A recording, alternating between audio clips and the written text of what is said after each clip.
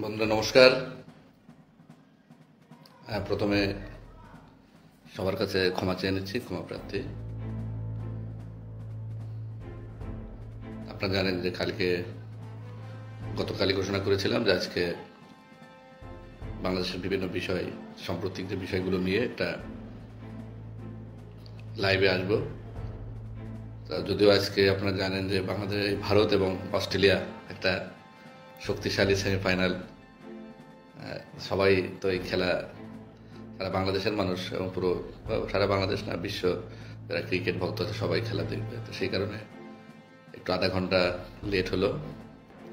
পাশাপাশি আমার মেয়ে দীর্ঘদিন ধরে হসপিটালে ভর্তি, আজকেও হসপিটালে ভর্তি। তার জন্য আপনারা প্রার্থনা করবেন, সেজন্য দ্রুত সুস্থ হয়ে আসতে পারে বাসায়। তো দীর্ঘদিন আমার নিজের ব্যস্ততা এবং মেয়ের অসুস্থতা সবকিছু মিলায়ে আপনাদের সাথে ওইভাবে খোলামেলা কোনো কথা বা মনের কথা শেয়ার করতে পারি নাই। আমরা আমাদের জায়গা থেকে, আপনারা জানেন যে আজকে দুইটা বিষয়, অনেকগুলো বিষয় নিয়ে আলোচনা করব কিছুক্ষণ। তার ভিতরে অন্যতম যে বিষয় সেটা হলো সবার যে আগ্রহ, যে জায়গাটা, এটা নিয়ে অনেক এর আগেও লাইভ করেছি। সবাই প্রত্যাশা করেন, যেটা অনেকে প্রশ্ন করেন, ফোন করেন, অনেকে হোয়াটসঅ্যাপে নক করেন। আমি সবাইকে একটা জিনিস বারবার বলবো যে আপনারা যে কোনো প্রয়োজনে হোয়াটসঅ্যাপে নক করা বা হোয়াটসঅ্যাপে লিখবেন, কিন্তু অনেকে মেসেঞ্জার অনেক সময় দেখা হয় না। এবং আপনাদের যে কোনো প্রয়োজনে, আইনগত যে কোনো প্রয়োজনে, বিশেষ প্রয়োজনে আপনার সরাসরি ফোন করার জন্য অনুরোধ জানাচ্ছি। ফোন করলে যে আমি মাইন্ড করব বা আমি ব্যস্ত, এরকম কিছু না। আমি নিজেকে, যদি আমার দ্বারা আপনাদের কোনো আইনগত পরামর্শের জন্য যদি আপনাদের কোনো উপকার হয়, আমি তো মনে করি এটা আমার জীবন সার্থক, এবং আমি আইন পেশায় একজন আইনজীবী হিসেবে আমি সার্থক। আপনি নির্দ্বিধায় যে কোনো কারণে, আইনগত যে কোনো পরামর্শের জন্য আপনারা আমাকে সরাসরি ফোন করবেন। অনেকে মেসেঞ্জারে নক করেন, অনেক সময় দেখা হয় না, অনেক সময় মাইন্ড করেন যে দাদা মেসেঞ্জারে নক করলে দেখে না বা খোঁজ নেন। আবার আরেকটা বিষয় নিয়ে অনেকের ভিতরে দেখলাম অসন্তোষ আছে, সেটা হলো ফেসবুকে ফ্রেন্ড, এবং সকলের বিপদ আপদে আমরা পাশে দাঁড়াতে চাই। দায়বদ্ধতা থেকে হোক বা একজন মানুষ হিসেবে, যারা এই সময় ফোন করছেন, আপনারা জানেন যে আমি এখন লাইভে আছি, তাদেরকে ফোন না করার জন্য অনুরোধ জানাচ্ছি। আপনারা জানেন যে সেই বিষয়গুলো অনেক সময় আমরা চাইলেও পারি না সবাইকে ফ্রেন্ড করা। তো যাই হোক, আমি বিস্তারিত ওই বিষয়ে যাব না। আমি আপনাদের যে বিষয়গুলো বলবো, আপনাদের যে কোনো আইনগত সমস্যার জন্য, আইনগত প্রয়োজনের জন্য, সেটা কোর্ট ম্যারেজ হোক, যদিও আমাদের হিন্দু আইনে কোনো ডিভোর্স নাই, সেপারেশন আছে, আমরা চাই না যে সেপারেশন হোক। তারপরেও যদি কারো দাম্পত্য কলহ ব্যাপকভাবে বাড়ে, যারা একেবারে সংসার করতে ইচ্ছুক না বা পারতেছে না, সেই ক্ষেত্রে যে কোনো পরামর্শের জন্য হোক, আমাদের যে ম্যারেজ রেজিস্ট্রেশন, সেটার জন্য হোক, বা দুই ধর্মের, আপনারা জানেন যে অনেকে ধর্মান্তরিত হচ্ছে, তাদের উদ্দেশ্যে আমরা বলবো যে ধর্মান্তরিত না হয়ে যদি একান্তই আপনি তাকে পছন্দ করেন, বিয়ে করতে চান, সেক্ষেত্রে স্পেশাল ম্যারিড অ্যাক্ট আছে, সেখানে আপনি বিয়ে করতে পারেন। তাহলে বুঝবেন যে সে আপনাকে কতটুকু ভালোবাসে। সে কি আসলে আপনাকে ধর্মান্তরিত করতে চায়, সেটার জন্য বিয়ে করতে না চায়, না আসলে আপনাকে ভালোবাসে। এই জায়গাগুলো আপনাদের অবশ্যই আপনারা এই করে, আমি আবারও বলছি, আপনাদের যে কোনো প্রয়োজনে আপনারা ফোন করবেন। আমি শত ব্যস্ত থাকলেও আমি চেষ্টা করব আপনাদের পাশে দাঁড়ানোর জন্য, বিশেষ করে আইনগত বিষয়ের জন্য। এমনি অনেকে ফোন করেন, কেমন আছেন, অমুক আছেন, এইগুলো আপনাদের ভালোবাসার প্রতি আমি রেসপেক্ট করছি, কিন্তু অনেকে অযথা ফাও পেঁচাল পড়ে না। ফাও পেঁচাল পড়ার মতো সময় তো আমাদের থাকে না, আর আমাদের কোর্ট টাইম থাকে। বিশেষ প্রয়োজনে, আপনি কোনো আইনগত সমস্যার প্রয়োজন, কোথাও বিপদে পড়েছেন, বা সেই সব বিষয়গুলো নিয়ে আপনারা আলাপ করবেন। কিন্তু এমনি অযথা ফোন করে সময় না। এমনি যদি ওইরকম প্রয়োজন হয়, তাহলে একটা মেসেজ দিবেন, আমি সময় পেলে মেসেজ আপনাকে উত্তর দিব, বা হোয়াটসঅ্যাপে নক করবেন, উত্তর দিব। আর বিশেষ প্রয়োজনে অবশ্যই আমি বারবার বলছি আপনাদেরকে ফোন করার জন্য।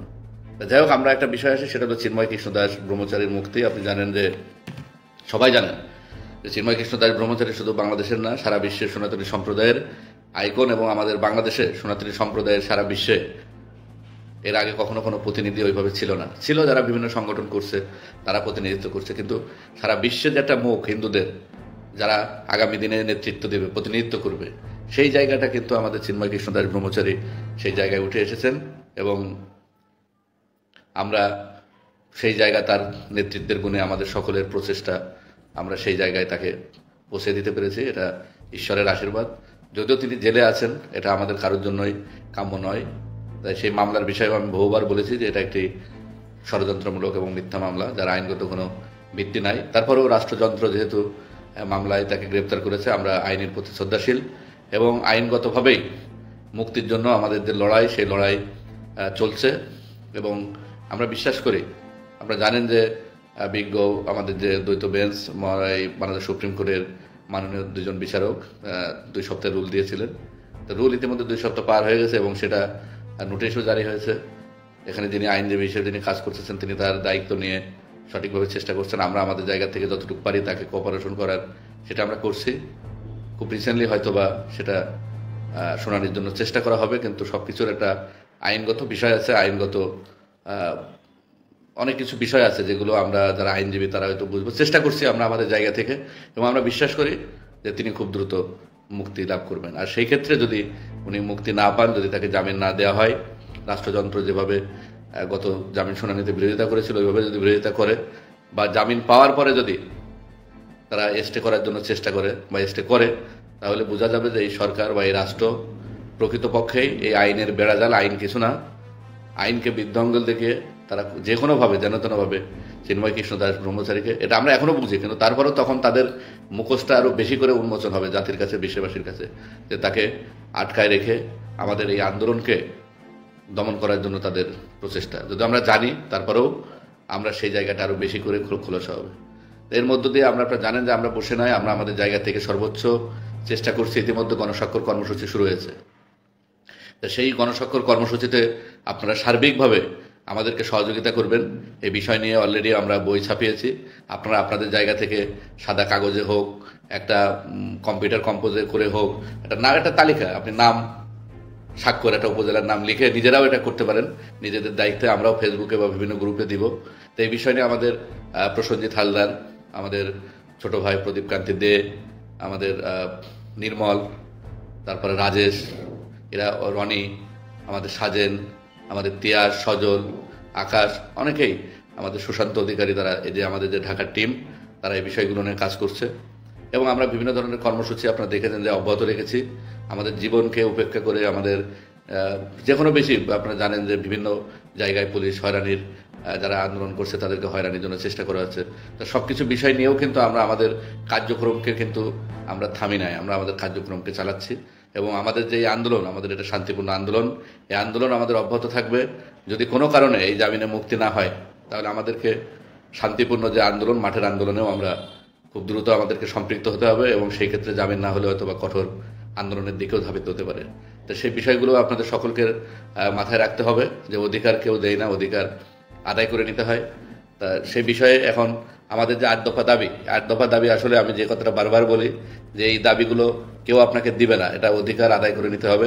তা আমাদের চিন্ময় কৃষ্ণ ব্রহ্মচারী উনি বের হলে আমাদের আন্দোলন এবং আমাদের যে শুধু আন্দোলন করেই অনেক কিছু হয় না, বিভিন্ন জায়গায় সরকার উচ্চ পর্যায়ের সাথে মিটিং থেকে শুরু করে আন্তর্জাতিক সমর্থন আদায়, বিভিন্ন বিষয় নিয়ে আমাদের কাজ করতে হবে। আমরা হঠাৎ করে একটা আন্দোলন করেছি, হয়তো সেইভাবে পরিকল্পিত বা গুছানো সঠিকভাবে আমরা সেইভাবে করতে পারি নাই, বা চেষ্টা করলেও আমরা পারি নাই। তা আমরা আশা করি আগামী দিনে সেই কাজগুলো আবারও কীভাবে গুছালো করা যায়, কীভাবে সুন্দর করা যায়, সেই জায়গা থেকে আপনাদের ঐক্যবদ্ধ থাকার কোনো বিকল্প নাই। আমরা হিংসা, হানাহানি, কাদা ছোড়াছড়ি, এই জায়গা থেকে আমরা বেরিয়ে এসে কেউ কারোর দোষ ত্রুটি না ধরে কাজ করলে ভুল হবে, যারা কাজ করে না তাদের ভুল হওয়ার কোনো সুযোগ নাই। তারপরেও আমরা যারা এখানে কাজ করছি নিঃস্বার্থভাবে এবং একদম যারা ঢাকাতে যারা আছে, আমরা এতটুকু বলতে পারি, আমি সবার কথা বলতে পারবো না, ঢাকার যে টিম কাজ করছে 13 জন বা 14 জন, এখানে আমি আছি, আমাদের প্রদীপ কান্তি দিয়ে আছে, রাজেশ নাহা আছে, প্রসেনজিৎ হালদার আছে, সুশান্ত অধিকারী আছে, আকাশ আছে, তন্ময় আছে, আমাদের নির্মল আছে, সজল আছে, তিয়াস আছে, আরও অনেকে আছে যারা ঢাকা বিশ্ববিদ্যালয়ের মেধাবী ছেলেমেয়েরা যারা আছে। এখানে প্রত্যেকটা ছেলে মেয়ে খুবই নিঃস্বার্থভাবে এবং তারা এই সমাজের জন্য কাজ করছেন। তার পাশাপাশি আমাদেরকে ব্যাপকভাবে সহযোগিতা করতেছেন আমাদের পলাশ কান্তি দে, আমাদের রিওর চন্দনদা, আপনারা জানেন তিনিও আছেন, আমাদের হিরেন স্যার, আমাদের অধ্যাপক অশোক তরু মহোদয়, হিন্দু বৌদ্ধ খ্রিস্টান ঐক্য পরিষদের আমাদের অ্যাডভোকেট দীপঙ্কর দা, বলরাম বাহাদুর সহ অনেকেই, এখানে সবাই কিন্তু আমাদের বিভিন্নভাবে আমাদেরকে সহযোগিতা করতেছে। পূজার্জন পরিষদেরও অনেক নেতাই আমাদেরকে সার্বিকভাবে বিভিন্নভাবে সহযোগিতা করছে, গাইডলাইন দিচ্ছে। ছাত্র পরিষদের আমাদের হিন্দু বৌদ্ধ খ্রিস্টান সজীব সরকার, আর বিভিন্ন সংগঠন তো আছেই আমাদের দ্বারা, বিভিন্ন বাংলাদেশ হিন্দু পরিষদ, বাংলাদেশ সনাতন পার্টি, বাংলাদেশ হিন্দু মহাজোটের 2-3টা অংশ, তারপরে জাগো হিন্দু পরিষদ, তারপরে সনাতন অধিকার আন্দোলন, সবাই এখানে বাংলাদেশে, আমি হয়তো কারোর নাম বলছি, কারোর নাম বলতে পারছি না, সেই জন্য আমি ক্ষমা চেয়ে নিচ্ছি। সবাই আমরা কিন্তু সবাইকেই এক কাতারে বা এক জায়গায় আনার আমাদের সেই যে চেষ্টা ছিল সেটা কিন্তু আমরা করতে পেরেছি। আর সেই জায়গাটা আমাদের যদি কোনো ভুলভ্রান্তি থাকে, সেই ভুলভ্রান্তিগুলোকে নিয়ে আমরা সামনের দিকে এগিয়ে যাবো এবং আমরা বিশ্বাস করি যে আমাদের যে অধিকার, আমাদের যে ন্যায্য অধিকার, এটা একদিন প্রতিষ্ঠিত হবে। আর প্রতিষ্ঠা হওয়ার ক্ষেত্রে বিভিন্ন জনের বিভিন্ন মত আছে, তবে আমার যে মতটা, যেটা আমি বারবার বলি, এটা আমি বাংলাদেশ সনাতন পার্টি করি বিধায় বা আমি রাজনীতি করি বিধায় সেই জন্য নয়। বাংলাদেশের 1947 সাল থেকে এই পর্যন্ত আমাদের সনাতনী সম্প্রদায়ের উপরে যে অত্যাচার, নির্যাতন, জমি দখল, এগুলো শুধুমাত্র কিন্তু বিভিন্ন আইনের মাধ্যমেও করা হয়েছে। শুধু যে ব্যক্তি দখল করছে তা না, রাষ্ট্রীয়ভাবেও করা হয়েছে। সেই জন্য আপনার ক্ষমতায়ন, আপনার পাওয়ার খুবই গুরুত্বপূর্ণ। তা আমরা তো সেইভাবে পাওয়ার শো করতে পারি নাই, কারণ বিভিন্ন জায়গায় আমরা আমাদের ভোটগুলো দিচ্ছি, কিন্তু সেই জায়গা থেকে আমরা আউটপুট কিছু নাই। এখন আমলিগকে ভোট দিচ্ছি, আমলিগের যারা এমপি হিসেবে যাচ্ছে তারা আমলিগের এমপি হিসেবে যাচ্ছে, সনাতনের এমপি হিসেবে যাচ্ছে না, এবং সনাতনী সম্প্রদায়ের অস্তিত্ব রক্ষায় তাদের কোনো ভূমিকা নাই।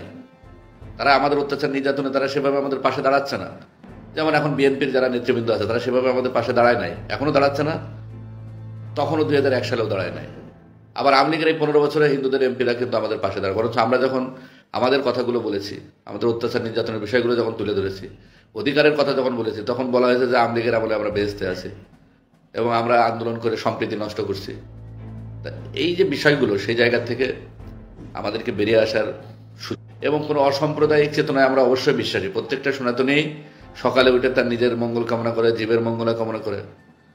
সেই ক্ষেত্রে আমরা সাম্প্রদায়িক হওয়ার কোনো সুযোগ আমাদের নাই। তো বাংলাদেশ সনাতন পার্টি মানে যে সাম্প্রদায়িক তা না। সনাতন পার্টির উদ্দেশ্য হল যে সনাতনী সম্প্রদায়কে জাগ্রত করা, সামাজিকভাবে এবং রাজনৈতিকভাবে। এখন ওই মাইনরিটি বলেন আর যাই বলেন, এগুলো দিয়ে এখন আর মানুষ খায় না। এখন সরাসরি আমি নিজের সনাতনী এবং গর্বের সাথে বলতে হবে, সন্তানকেও সেই শিক্ষা দিতে হবে। আমি হিন্দু, এটা গর্বের সাথে বলতে হবে। বিবেকানন্দ আমার আদর্শ, এটা গর্বের সাথে বলতে হবে। শ্রীকৃষ্ণ আমার আদর্শ, এটা গর্বের সাথে বলতে হবে। এটা রাগ ঢাক করার কোনো সুযোগ নাই, এখানে কোনো কিন্তু কোনো কিছু নাই। যেমন আগে অনেক সময় আমাদের সাথে যারা পড়তো আমরা দেখেছি যে হিন্দু পরিচয় দিতে লজ্জাবোধ করতো, যে কেউ কিছু বলবে, মাইন্ড করবে। এখন সনাতনী সম্প্রদায়ের ভিতরে ব্যাপক জাগরণ সৃষ্টি হয়েছে। সেই জাগরণকে আমরা আরো বেশি ধাবিত করেছি এই আন্দোলনের মাধ্যমে। সারা বাংলাদেশ এবং বিশ্ব হিন্দুদেরকে আমরা ঐক্যবদ্ধ করতে পেরেছি। আমাদের এই আন্দোলনের ফলে ভারতের হিন্দুরাও এখন ঐক্যবদ্ধ হচ্ছে, কারণ আমাদের অস্তিত্ব সংকটে, আমাদের নিজেদের অস্তিত্বর প্রয়োজনে, নিজেদেরকে রক্ষার প্রয়োজনে, নিজেদের আগামী প্রজন্মকে মাথা উঁচু করে বাঁচার প্রয়োজনে আমাদের রাজনৈতিক ক্ষমতায়নের কোনো বিকল্প নেই। কারো ধার করা ক্ষমতা দিয়ে এদেশে আপনার অস্তিত্ব টিকে থাকা সম্ভব না, সেটা আমরা বিগত দিনে দেখেছি। কারণ বিগত দিনে হিন্দুদের অধিকাংশ মানুষে আমলিগ করেছে। তাদের ধারণা ছিল আমলিগ আমাদেরকে বিপদ আপদে রক্ষা করবে, সেটা তো করেই নাই, বরঞ্চ অত্যাচার নির্যাতনের মাত্রা তাদের আমাদের সব থেকে বেশি ছিল। হ্যাঁ, মানসিক নিরাপত্তা ছিল, মানসিক শান্তি ছিল, বিপদ আপদে হয়তোবা অনেকে পাশে দাঁড়াইছে ব্যক্তিগতভাবে যার যে পরিচিত তার মাধ্যমে, কারণ হিন্দুদের অনেকেই আমলিগের পোস্টে ছিল বা আমলিগের ক্ষমতার কাছাকাছি ছিল, সেই জায়গা থেকে তাদেরকে পাশে পাওয়া গেছে। কিন্তু আমলিগ দলীয়ভাবে বড় বড় যে হামলাগুলো হয়েছে, সেই হামলাগুলোতে রাষ্ট্রীয়ভাবে বলেন বা আমলিগ দলীয়ভাবে বলেন, সংখ্যালঘুদের পাশে কিন্তু সেভাবে দাঁড়ায় নাই, যেভাবে আমরা তাদেরকে ভালোবেসেছি। তা রবীন্দ্রনাথের একটা কথা আমি সবসময় বলি যে তুমি যাকে ভালোবাসো তাকে ভালোবেসো না, তুমি যাকে ভালোবাসো তাকে ভালোবাসো না, তোমাকে যে ভালোবাসে তাকে ভালোবাসো। অথবা আগামী দিনের আমাদের স্লোগান হলো যারা আমাদেরকে ভালোবাসবে আমরা তাদেরকে ভালোবাসা দিতে চাই, ভালোবাসার বিনিময়ে ভালোবাসা। অথবা এখন গেভ অ্যান্ড টেকের যুগ, আমি খালি দিয়েই যাব আর আপনি নিয়েই যাবেন আর আমাকে ব্যবহার করবেন, সেই যুগ এখন আর নাই। এখন সনাতনী সম্প্রদায়ের ভিতরে জাগরণ সৃষ্টি হয়েছে, কিন্তু তারপরেও জাগরণ কোথায়? আমরা 2022 সালে বাংলাদেশ সনাতন পার্টি গঠন করেছি, আমরা ব্যাপক সাড়া পাচ্ছি। আমার মনে হয় এই এক সপ্তাহের ভিতরে মনে হয় 500 জন ফোন করছে সনাতন পার্টিতে যোগ দেওয়ার জন্য। নির্বাচন আসলে মিনিমাম 100 জন প্রার্থী হয় যে তারা সনাতন পার্টি থেকে নির্বাচন করতে চায়। নিবন্ধন হয়েছে, কিন্তু নিবন্ধন হওয়ার জন্য যেটা করণীয় বা করতে হবে সেই দায়িত্বশীল ব্যক্তির বড়ই অভাব। তো সেই জায়গার ক্ষেত্রে আমরা আপনাদেরকে অনুরোধ করব, বাংলাদেশ সনাতন পার্টি গতবার নিবন্ধনের জন্য আবেদন করেছিল, আমাদের কিছু লোভী ব্যক্তির কারণে, কিছু ভুলের কারণে সেই জায়গা থেকে আমরা নিবন্ধন পাই নাই। তো এবার নিবন্ধনের জন্য আমরা সর্বোচ্চ চেষ্টা করছি। এবং আমরা আশা করি এবং বিশ্বাস করি যে বাংলাদেশ সনাতন পার্টি এবার নিবন্ধন পাবে, এবং বাংলাদেশ সনাতন পার্টি যদি নিবন্ধন পায়, বাংলাদেশের পলিটিক্সে একটি কিং মেকার হিসেবে বাংলাদেশ সনাতন পার্টি আবির্ভূত হবে। এবং সেই ক্ষেত্রে বাংলাদেশের সকল সনাতনী সম্প্রদায়কে বাংলাদেশ সনাতন পার্টি নিবন্ধনের জন্য আপনাদের পাশে দাঁড়ানোর উদাত্ত আহ্বান জানাচ্ছি।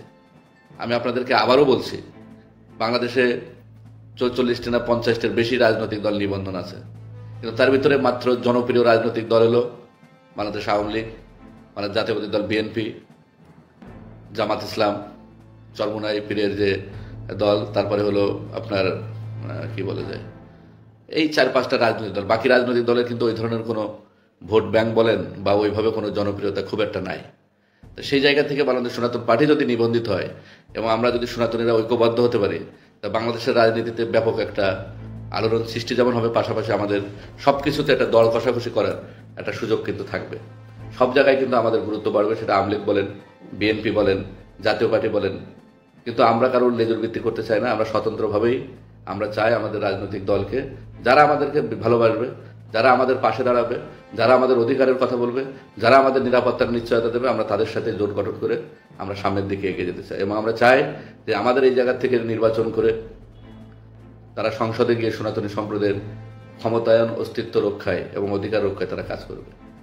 সেই জন্য আমি আপনাদের সকলের সমর্থন চাচ্ছি, আপনাদের সহযোগিতা চাচ্ছি। যদি আপনারা যারা নেতৃত্ব দিতে চান, আসেন নেতৃত্ব দেন, বেশি দরকার নাই। আমরা চাচ্ছি সারা বাংলাদেশে 100টা উপজেলায় 100 জন ছেলে যারা সৎ, সাহসী এবং হিন্দুত্ববাদী হবে। হিন্দুত্ববাদী মানে এই না যে সাম্প্রদায়িক, হিন্দুত্ববাদী মানে সে নিজের সম্প্রদায়কে ভালোবাসবে, নিজের সম্প্রদায়কে শ্রেষ্ঠ হিসেবে, নিজের ধর্মকে শ্রেষ্ঠ হিসেবে মানবে এবং অন্য ধর্মের প্রতি সমান শ্রদ্ধাশীল থাকবে। অন্য ধর্মকে কটূক্তি করা, এবং অনেকে আমরা দেখলাম যে অর্পিতা শ্যামাদেব, সে মেয়েটা নাগরিক কমিটিতে গুরুত্বপূর্ণ জায়গায় স্থান পেয়েছে। তাকে নিয়ে আমাদের অনেক হিন্দু পরিষদের অনেককে আমরা দেখেছি, বা অনেক হিন্দুদেরকে দেখলাম যে তাকে নিয়ে বিভিন্নভাবে খুব খারাপভাবে তাকে উপস্থাপন করা হয়েছে। তো সে তো আমাদের বোন। আপনি কিভাবে আমাদের একজন বোনকে, সে যাই হোক, যে কোনো রাজনৈতিক দল করতে পারে, যে কোনো আদর্শে সে বিশ্বাস হতে পারে। জাতীয় নাগরিক কমিটি এটা তো কোনো এমন না যে এটা কোনো অন্য কোনো আপনার দৃষ্টিতে সাম্প্রদায়িক হতে পারে, আপনার দৃষ্টিতে খারাপ হতে পারে, তাকে নিয়ে তো আপনি বাজে মন্তব্য করতে পারেন না। এটা কখনো কোনো হিন্দুদের বা সনাতনী সম্প্রদায়ের কালচার হতে পারে না। সনাতনী সম্প্রদায় সবসময়ের জন্য সহিষ্ণু, পরমত সহিষ্ণু, এবং তারা সবসময়ের জন্য অন্য ব্যক্তির প্রতি যেমন শ্রদ্ধাশীল, নিজের প্রতি শ্রদ্ধাশীল, পরিবারের প্রতি শ্রদ্ধাশীল। সেই জায়গা থেকে যারা এটা করেছেন, আমি অনুরোধ করব যে তার ব্যাকগ্রাউন্ড আপনাদের বুঝতে হবে। সে ঢাকা বিশ্ববিদ্যালয়ে পড়াশোনা করেছে, এবং ঢাকা বিশ্ববিদ্যালয়ে পড়াশোনা করার পরে সে সেখানে ফার্স্ট ক্লাস 3য় ছিল, প্রথম শ্রেণী সে 3য় ছিল। তাকে কিন্তু আওয়ামী লীগ সরকার আমলে কোনো সে বিশ্ববিদ্যালয়ে চাকরি দেওয়া হয় নাই, কোনো বিশ্ববিদ্যালয়ে তাকে দেওয়া হয় নাই। তো সেই জায়গা থেকে সে তার নিজের যোগ্যতায় ঢাকা বিশ্ববিদ্যালয়ে নির্বাচন করে সেখানে নেতৃত্ব প্রতিষ্ঠিত করেছে। পরবর্তীতে নাগরিক কমিটির বৈষম্য বিরোধী আন্দোলনের সাথে সম্পৃক্ত ছিল, জাতীয় নাগরিক কমিটির সাথে ছিল, এখন জাতীয় নাগরিক পার্টির সাথেও সে ওতপ্রোতভাবে জড়িত হয়েছে। তাকে আমরা ওয়েলকাম জানাতে পারি।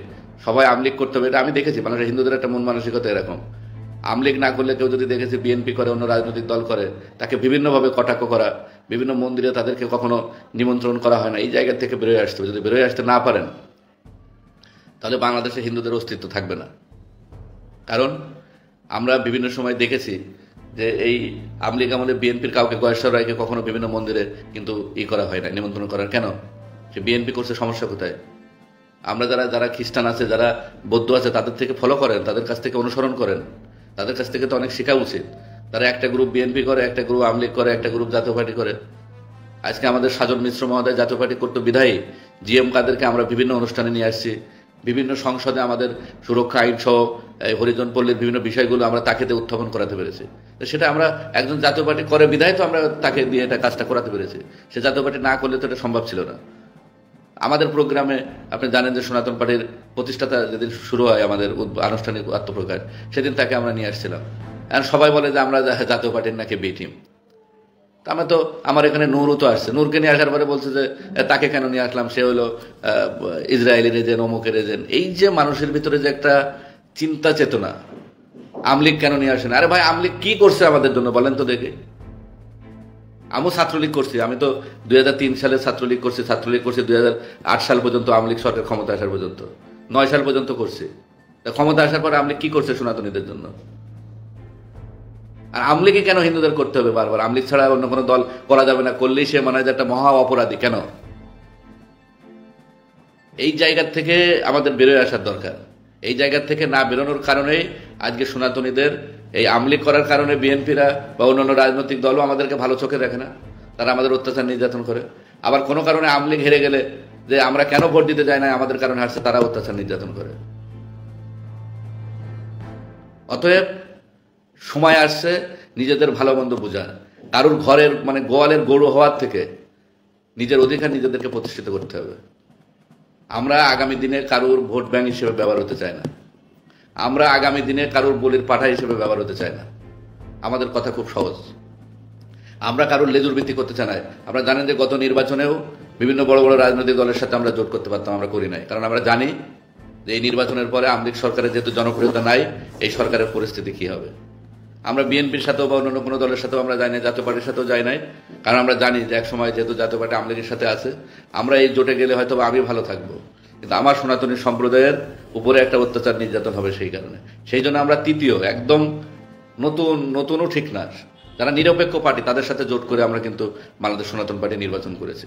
অতএব আমরা সনাতনীদের অস্তিত্ব রক্ষার কথা ভাবি, এটা মুখে না, এটা বাস্তবে, এবং আমরা কাজ করি। হ্যাঁ, কাজ করতে গিয়ে আমাদের ভুল ভ্রান্তি থাকতে পারে, আমাদের অপারগতা থাকতে পারে, আমাদের সীমাবদ্ধতা থাকতে পারে। কারণ আপনারা জানেন যে একটা পলিটিক্যাল পার্টি পরিচালনা করার জন্য আর্থিক একটা বড় বিষয়, আমাদের সে অর্থ নাই। আর আমরা তো এমন কোনো দল না যে কেউ এসে আমাদেরকে বস্তা বস্তা অর্থ দিয়ে দেবে। তা স্বাভাবিক কারণে আমরা আমাদের জায়গা থেকে সর্বোচ্চ চেষ্টা করছি। আমি এতটুকু আপনাদেরকে প্রতিশ্রুতি দিতে পারি যে বাংলাদেশ সনাতন পার্টি যদি নিবন্ধিত হয়, আপনাদের কোনো দাবি দেওয়ার জন্য আন্দোলন করতে হবে না। কারণ বাংলাদেশের প্রত্যেকটা রাজনৈতিক দলের কাছে তখন আপনার গুরুত্ব বহুগুণ বেড়ে যাবে, বহুগুণ বেড়ে যাবে। তখন তারা আপনাকে দেওয়ার জন্য কি চান সেটা বলবে। আর এখন গেলে বলে যে দরজা বন্ধ, তার কারণ কি? আপনার পাওয়ার নাই। আমরা গ্রামের যারা সন্তান তারা সহজ ভাষায় বলি, আপনি সামাজিক সংগঠন করেন, 100টা করেন, আমও করি, বাংলাদেশ হিন্দু পরিষদ আমরা প্রতিষ্ঠা করেছি, হিন্দু মহাজোট করেছি। কিন্তু এটা একটা গ্রামের ভাষায় যদি বলেন, কেউ খারাপভাবে নেবেন না, আমি ক্ষমা চেয়ে নিচ্ছি। সামাজিক সংগঠনের একটা আত্মার শান্তির জন্য, মানসিক শান্তির জন্য। কিন্তু এই সামাজিক সংগঠন এক কথায় বাংলা ভাষায় মানে বাংলায় যদি বলি ধোড়া সাপের মতো। ধোড়া সাপ মানে কি? তার কোনো বিষ নাই। যেটা বিষ নাই সে যেটা জানে, তখন অনেক সময় দেখবেন গ্রামে ধোড়া সাপ লেজ ধরে ঘুরায় এরাম ছেড়ে ফেলে দেয়। তা আমাদের হিন্দুদের যতগুলো সংগঠন আছে সব হলো এই সামাজিক সংগঠন, ওরা আমাদেরকে ধোড়া সাপ মনে করে। অতএব আপনার পাওয়ার দরকার। উইদাউট পাওয়ার ছাড়া বাংলাদেশে আপনি টিকতে পারবেন না। আর যে কোনো একটা দলকে যদি এইভাবে আমরা ক্রমাগত, এই জন্যই যে আমরা এখন আন্দোলন করছি, এই আন্দোলন আমাদের নিজেদের অর্থায়নে আমরা করছি, ভিক্ষা করে করছি। নিজের মেয়ের ছেলের জন্য দুধ কিনা বাদ দিয়ে, প্যাম্পাস কিনা বাদ দিয়ে, ওষুধ কিনা বাদ দিয়ে, সেই টাকা দিয়ে আমরা সংগঠন পরিচালনা করি। কিন্তু তারপরেও আমাদেরকে অনেকে দালাল বলে, ভারতের দালাল বলে, আওয়ামী লীগের দালাল বলে। তার কারণ কি? আমরা আওয়ামী লীগের প্রতি অতিমাত্রায় আমরা ঘেঁষা। এখনো বিভিন্ন জায়গায় যে নিউজ চ্যানেল বা বিভিন্ন জায়গায় কোনো কমান্ড দেখলে আওয়ামী লীগ বিরোধী, আমরা আওয়ামী লীগ বিরোধী নাই, আমি আবারও বলতেছি, আমরা আওয়ামী লীগ বিরোধী নাই, আমরা বিএনপি বিরোধী না, জামাত বিরোধী না। কোন দল রাজনীতি করলো, কোন দলকে ব্যান করলো সেটা নিয়েও আমাদের মাথা ব্যথা নেই। আমরা শুধু একটা জিনিস বুঝি, সনাতনীদের ক্ষমতায়ন, সনাতনীদের অস্তিত্ব রক্ষা, সনাতনীদের নিরাপত্তা, সনাতনীদের অধিকার। যারা আমাদের এই নিরাপত্তা দিবে, যারা আমাদের এই আশ্বস্ত করবে, আমরা তাদের সাথে কাজ করতে চাই। বিভিন্নভাবে আপনি দেখেছেন, আপনারা জানেন যে আওয়ামী লীগের আমলে ডিজিটাল নিরাপত্তা আইনের নাম করে কিভাবে শত শত ছেলেকে জেলে বন্দী করা হয়। শুধু জেলে না, জেলের ভিতরেও তাদেরকে অত্যাচার নির্যাতন করা হয়েছে। আমি মিনিমাম সাইবার ট্রাইব্যুনালের ঢাকাতে 20 থেকে 30টা মামলা পরিচালনা করার আমার সুযোগ হয়েছে। ঢাকা কোর্টে যত মামলা ছিল সবাইকে আমি খালাস বা অব্যাহতি করাইছি বিভিন্নভাবে। কিন্তু যে মামলাগুলো পরবর্তীতে বিভিন্ন কোর্ট হওয়ার কারণে, খুলনা বা বিভিন্ন জেলায় হওয়ার কারণে, সেগুলো এখনো কি হয়েছে আমি জানি না। কিন্তু আমি তাদের কাছ থেকে শুনেছি জেলের ভিতরেও তাদেরকে অত্যাচার নির্যাতন করা হয়েছে। এবং ঢাকা কোর্টে যিনি আইনজীবী, মানে এখানে যিনি বিচারক ছিলেন, এই ধর্মীয় অনুভূতির মামলায় কাউকে আজ পর্যন্ত উনি কখনো জামিন দেন নাই, তিনি যতক্ষণ পর্যন্ত ছিলেন। সেটা মামলা মিথ্যা হোক আর সত্য হোক, একটা ধর্মীয় অনুভূতির মামলায় জামিন দেন না। হ্যাঁ, তবে আমাকে উনি কয়েকটা মামলায় আসামিদেরকে দোষ স্বীকার করার সত্ত্বে খালাস করে দিয়েছেন। যতটুকু উনি জেলে ছিল সেই ততটুকু জেল দিয়ে তাদেরকে খালাস করে। আমার কাছে যেগুলো ঢাকার ভিতরে যে মামলাগুলো ছিল, মামলা ছিল অনেক, প্রায় 15-20টা, কিন্তু বিভাগ ভাগ হওয়ার কারণে সব চট্টগ্রাম বিভিন্ন জায়গায় চলে গেছে, সিলেট বিভিন্ন জায়গায়। কিন্তু ঢাকা কোর্টে আমার কাছে যেগুলো মামলা ছিল সব মামলাগুলোতেই আমার যারা আসামি ছিল আমি তাদেরকে বিভিন্নভাবে খালাস করে দিয়েছি। কিন্তু অনেকের সেই মামলাগুলোতে এখনও বিভিন্ন চট্টগ্রামে সিলেটে তারা ভুগতেছে।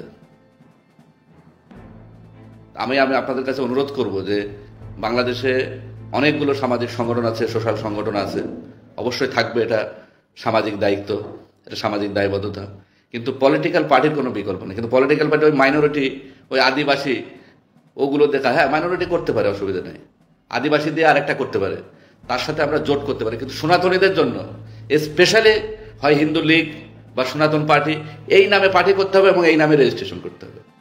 তাহলে বাংলাদেশের হিন্দুদের চেতনা বাড়বে, তারা রাজনীতিতে যোগদানের আরও বেশি উৎসাহিত হবে। এবং আমি বিশ্বাস করি যে ভোটের মাঠে আমরা একটা অন্যতম ফ্যাক্টর হিসেবে, আমরা একটা অন্যতম গুরুত্বপূর্ণ বহন করতে পারবো এবং সারা বাংলাদেশের রাজনীতিতেই আমাদের গুরুত্ব অনেক বাড়বে। আমার কথাই অনেকক্ষণ ধরে কথা বলছি, যদি আমার কথায় কষ্ট পেয়ে থাকেন বা ভুলভ্রান্তি থাকে, আপনাদের যে কোনো পরামর্শ আপনারা দেবেন। সর্বশেষ আপনাদের কাছে আমার একটা পরিণতি বা আমার এই যে আপনারা নিবন্ধনের জন্য, আমি বারবার বলেছি যে 100 উপজেলায় 200 জনের সমর্থন এবং 11 জনের কমিটি সর্বনিম্ন, সেটা দিয়ে অলরেডি আমাদের প্রায় 30টে বা 40টে হয়ে গেছে। এটা আমরা খুব রিসেন্টলি তালিকা করে ঘোষণা করব যে কোন কোন উপজেলা হয়েছে। বাকি উপজেলাগুলো আমরা আপনাদেরকে অনুরোধ করব একটু কাইন্ডলি প্লিজ, আমরা যতদিন বাঁচবো আর বিড়ালের মতো বাঁচতে চাই না, আমরা সিংহের মতো বাঁচতে চাই। সিংহের মতো বাঁচতে চাই এবং বাংলাদেশের পলিটিক্যাল পার্টির কোনো বিকল্প নাই। যারা বোঝেন নাই আরো 3 বছর আগে, তারা এখন বুঝছেন, যারা এখন বুঝবেন না তারা 3 বছর পরে বুঝবেন, 10 বছর পরে বুঝবেন, কিন্তু ততক্ষণ পর্যন্ত সনাতনীদের অস্তিত্ব থাকবে কিনা সন্দেহ। তো অনেকে মনে করছেন যে আমরা মনে হয় কোনো ষড়যন্ত্র করছি, বা এটা আমি আবারও বলছি, ষড়যন্ত্রের কোনো প্রশ্নই আসে না। এবং সনাতনীদের জন্য আমার নিজের জীবন উৎসর্গ করেছি এবং আমৃত্যু পর্যন্ত সেটা করতে চাই।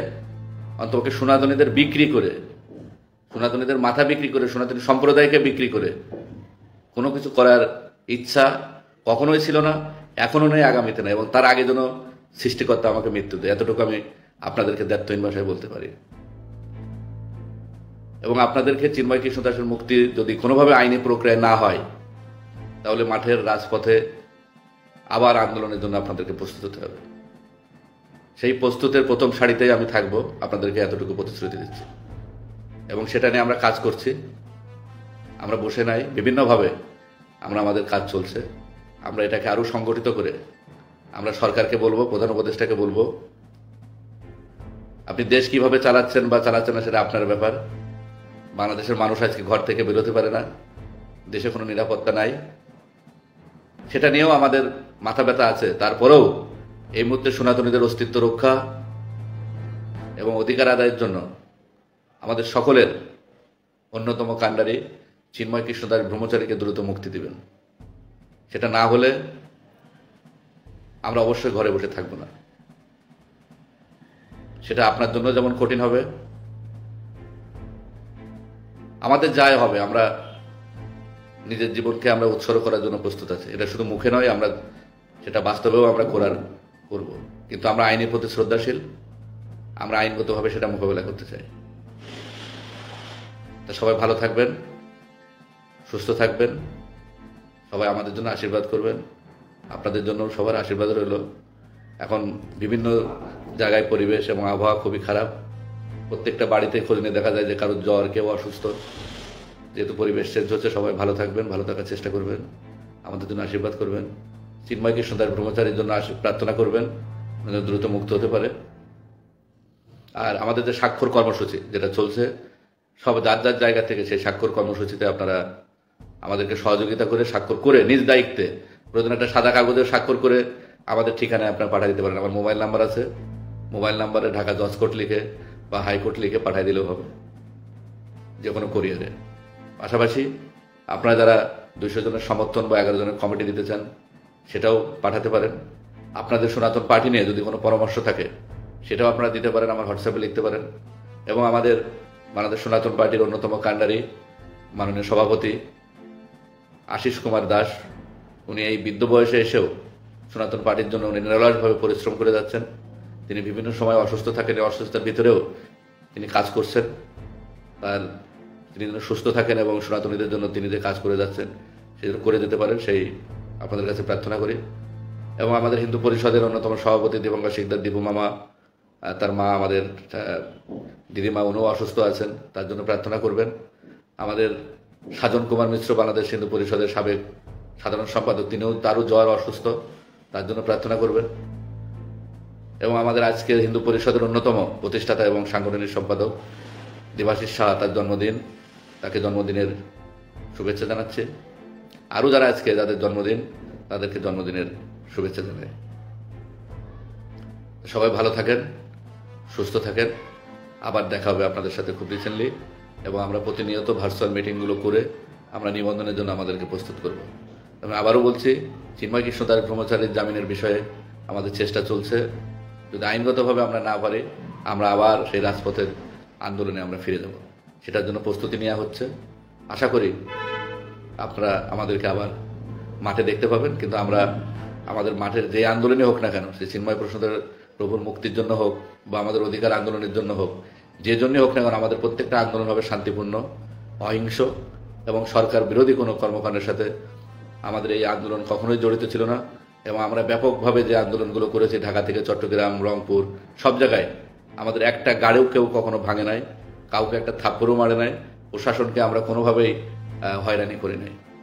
তা আমাদের যে আন্দোলন, এটা শান্তিপূর্ণ আন্দোলন এবং বিশ্ববাসী, পুরো বিশ্ব সেই আন্দোলনের সাক্ষী ছিল। আশা করি আমাদের জয় একদিন হবে। তো সবাই ভালো থাকেন। জয় শ্রীরাম। নমস্কার।